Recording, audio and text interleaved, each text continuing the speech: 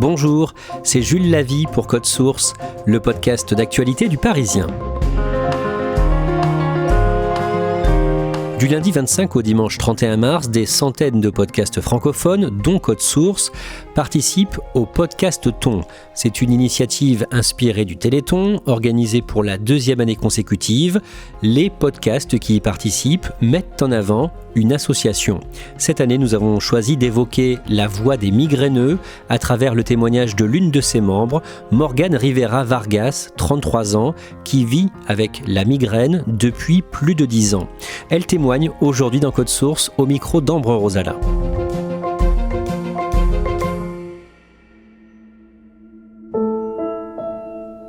Morgane Rivera Vargas habite à Lille. Elle a 33 ans et elle est responsable production dans une entreprise spécialisée dans la traduction. Je la rencontre un soir après sa journée de travail, alors qu'elle est en pleine crise de migraine. Mais elle n'a pas voulu annuler notre rendez-vous parce qu'elle tient à témoigner à propos de cette maladie neurologique qu'on a tendance, selon elle, à ne pas prendre au sérieux. On m'a déjà demandé si j'étais hypocondriaque. C'est une maladie de bonne femme, comme on dit, puisqu'en plus les femmes sont les plus touchées, les hommes aussi, mais c'est moins fréquent. Donc forcément, il y a une stigmatisation par rapport à tout ce qui touche la femme. On nous voit comme des personnes fainéantes, râleuses. Les gens ne se rendent pas compte à quel point c'est handicapant en fait. Morgane grandit à Béthune dans le Pas-de-Calais.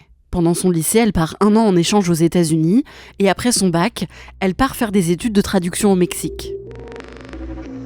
Alors qu'elle est en licence là-bas, elle commence à avoir des maux de tête inexpliqués. Ils restent assez rares, mais elle remarque qu'ils ne passent pas avec du paracétamol par exemple. Comme elle revient en France à peu près tous les 6 mois pour voir sa famille, elle en profite pour en parler à son médecin généraliste qui la suit depuis qu'elle est enfant. J'en ai parlé quand même à mon médecin traitant en disant voilà, il y a eu 2-3 maux de tête inexpliqués. Et donc il m'a dit à surveiller. Et au bout d'un moment, il m'a dit bon là ça commence à se répéter, on va mettre en place un traitement de crise. Donc traitement de crise qui se prend quand la crise est là, qui n'est pas préventif quoi. Vous avez mal, vous le prenez.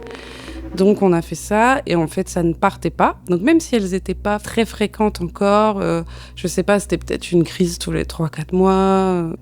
N'empêche que le traitement de crise ne fonctionnait pas. Son médecin généraliste lui conseille de consulter un neurologue.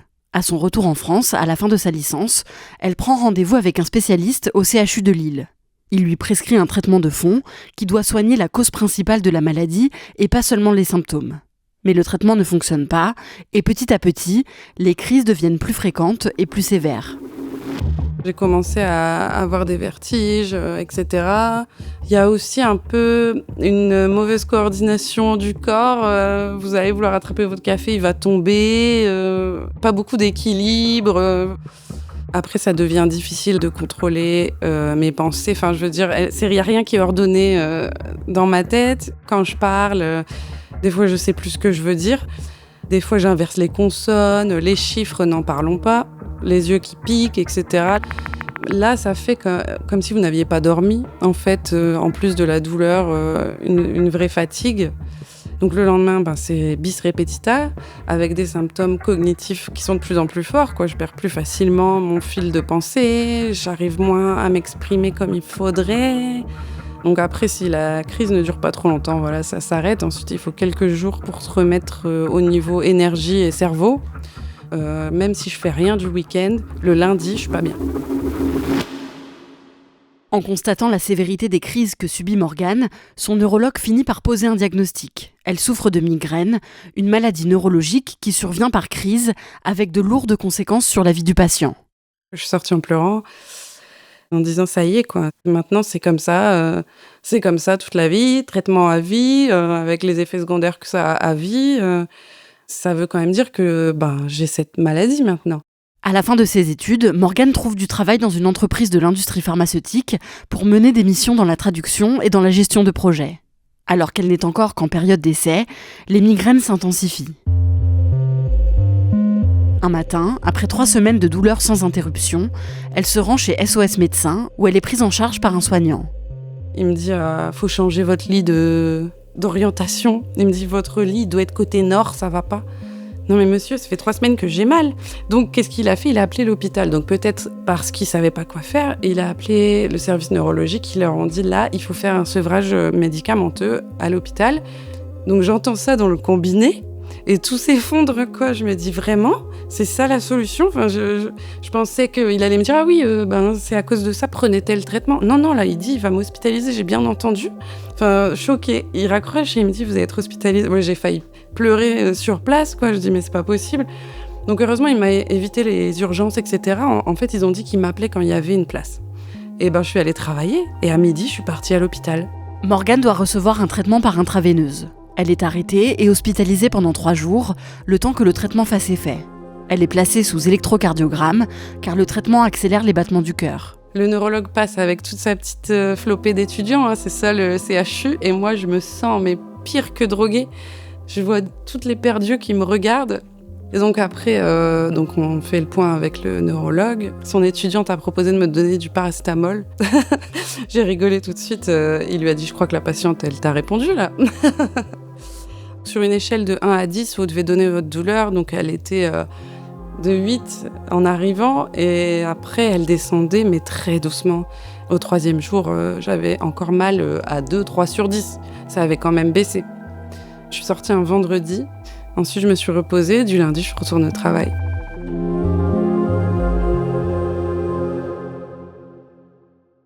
Morgane a un carnet de bord dans lequel elle note tout ce qu'elle ressent quand elle est en crise de migraine et surtout ce qui les déclenche. Elle se rend compte que le bruit et la fatigue sont les principaux facteurs susceptibles de lui déclencher une migraine. Alors elle adapte son mode de vie pour éviter au maximum les crises. Je mets plus les pieds dans le centre commercial, je n'y vais pas. J'ai dû y aller pour régler un problème SFR. J'ai pleuré en arrivant. Les courses, je peux plus. Des fois, si les nausées arrivent, si la crise démarre, si un enfant crie... Parce qu'en plus, si un enfant crie, s'il y a du bruit, j'ai tendance à partir en crise de panique. Il va me démarrer une migraine, je vais être hospitalisée parce qu'il y a un enfant qui pleure. Le stress total d'aller faire les courses, donc c'est mon mari qui fait les courses. Le ménage, pareil, je le fais plus parce qu'en fait, si je faisais le ménage, je faisais rien d'autre de mon week-end, l'énergie était passée dedans. J'ai arrêté, on a pris une femme de ménage. C'est tout le temps jouer avec l'énergie qui vous reste, en fait. Il faut bien tenir son calendrier, en fait. Moi, c'est une sortie en soirée max par semaine. Sinon, c'est fini. Au début, une personne m'invite, j'accepte. Une deuxième personne m'invite, je me dis, une troisième m'invite. Et je stressais. Je disais, mais pourquoi tout le monde m'invite ? Je vais pas pouvoir. Comment on va faire ? Donc, oui, beaucoup d'annulations. Au début, c'est dur. Maintenant, je le fais plus facilement parce que je sais qu'il faut. Mais au début... Et puis, il y a des amis au début qui comprennent pas, de la famille qui comprend pas. J'ai perdu des gens en route qui n'ont pas eu la patience, qui ont dit tu t'en fiches de moi, etc. Mais c'est pas la majorité, ça va. Morgane continue de travailler malgré ses douleurs très récurrentes. Régulièrement, elle est obligée d'être arrêtée et hospitalisée pour arrêter ses migraines. Je ne faisais pas 3 mois sans un arrêt de travail. Et l'arrêt de travail, c'est hospitalisation. J'ai tenu sans rien dire 1 mois et demi, avec des douleurs tous les jours.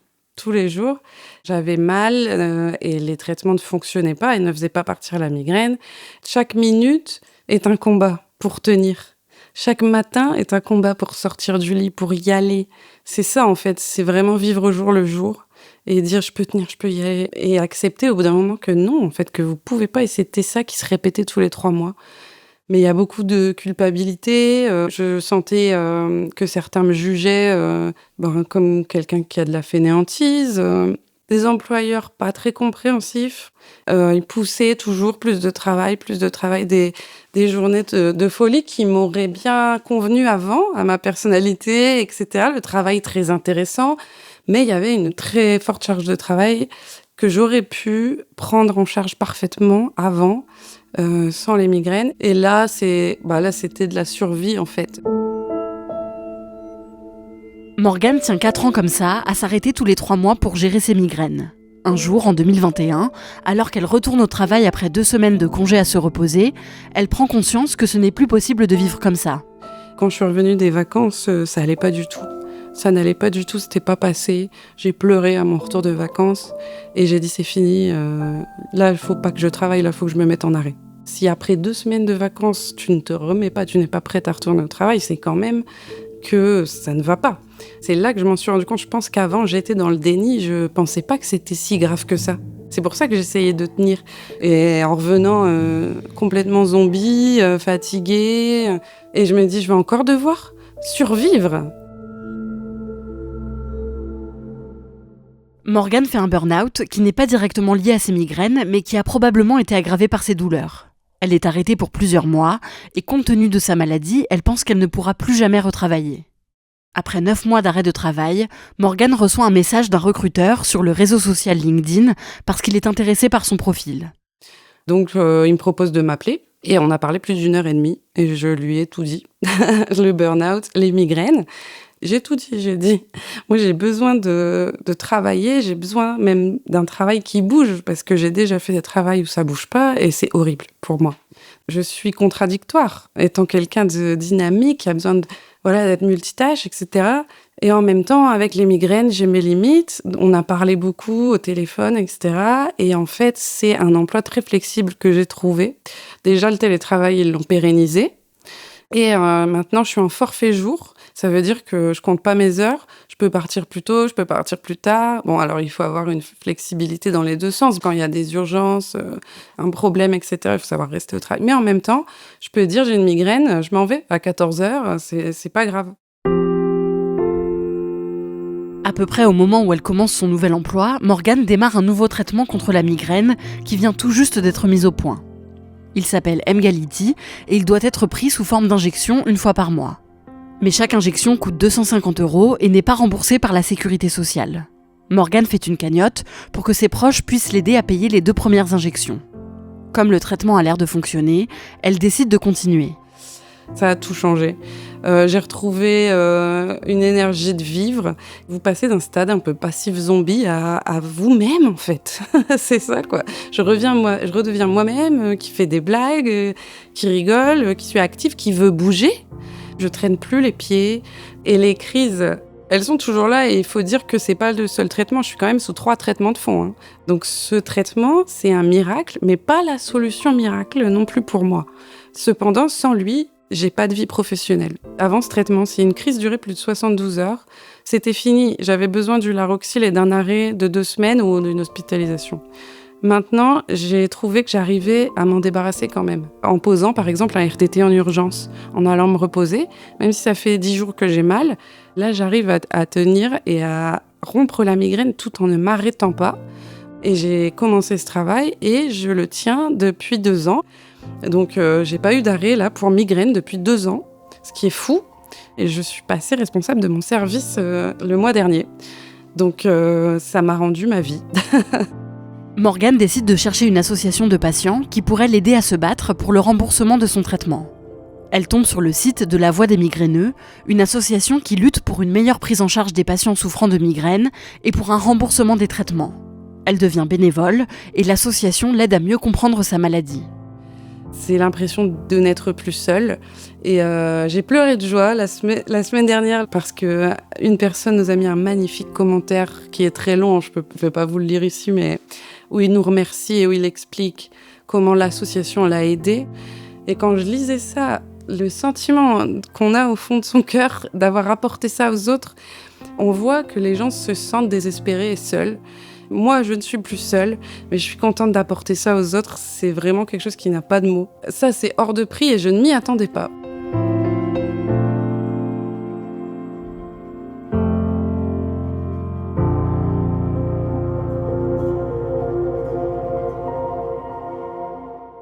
Ambre, on rappelle d'abord qu'on a fait ce témoignage dans le cadre du 2e Podcast-ton. Plus d'informations sur podcastton.org. En ce qui concerne Morgane Rivera Vargas, on peut dire qu'elle va mieux aujourd'hui ? Oui, elle va mieux. Elle a toujours des migraines, mais elle arrive à mieux les gérer. Et depuis quelques années, elle bénéficie d'une RQTH, donc d'une reconnaissance de la qualité de travailleur handicapé. Et ça lui permet d'avoir quelques aménagements au travail, comme du télétravail par exemple, pour qu'elle puisse mieux gérer sa maladie. Son traitement, donc 250 € par mois, ça coûte très cher. Oui, ça coûte très cher et en plus elle le paye de sa poche puisqu'il n'est pas remboursé par la sécurité sociale.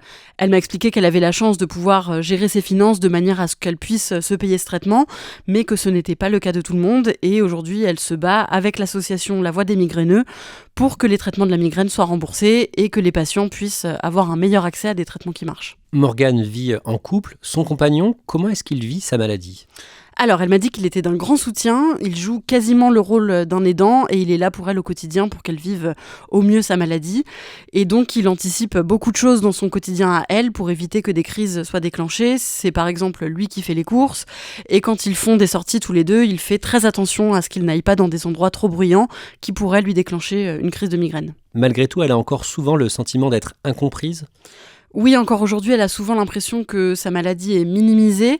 En fait, elle m'a expliqué qu'on confondait souvent la migraine avec des céphalées, donc des maux de tête que n'importe qui peut avoir et qui finissent tous par passer, alors que la migraine, c'est une maladie neurologique qui est chronique et donc on ne se rend pas toujours compte qu'elle est très handicapante.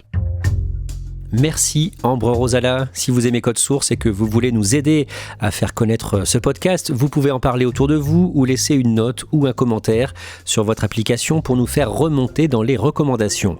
Cet épisode de Code Source a été produit par Thibault Lambert et Barbara Gouy, réalisation Pierre Chaffanjon. Le Parisien vous propose 2 autres podcasts, Le Sacre chaque mercredi jusqu'aux Jeux Olympiques de Paris 2024, les confidences de médaillés d'or olympiques au micro d'Anne-Laure Bonnet et Crime Story, une affaire criminelle chaque samedi, racontée par Claudia Prolongeau avec Damien Delsoni, le chef du service police-justice du Parisien.